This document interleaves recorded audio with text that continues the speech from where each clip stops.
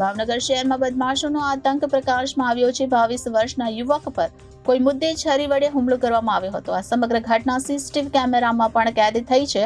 તો હાલ પોલીસે સીસીટીવી ફૂટેજના આધારે ગુનો નોંધી ઈજાગ્રસ્ત યુવકનું નિવેદન નોંધી આરોપીની ધરપકડ કરવા કાર્યવાહી શરૂ કરી છે।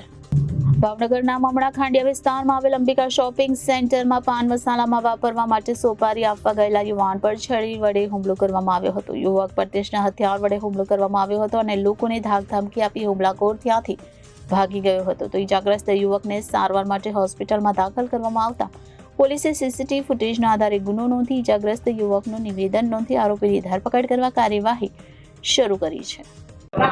અજય ક્યાં રહેવાનું તમારે? પરામણ શું બનાવ અંબિકા ટેટસમાં હોપારી કાપું છું।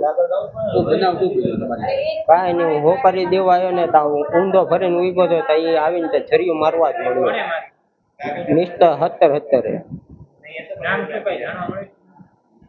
નામ નથી ખબર। કેટલા જણા? મીર છરી કઈ જગ્યાએ મારી તમે? મામા ખંડળિયામાં જૂની અદાવત કાંઈ નહીં। Bureau reporter Janadesh news Bhavnagar.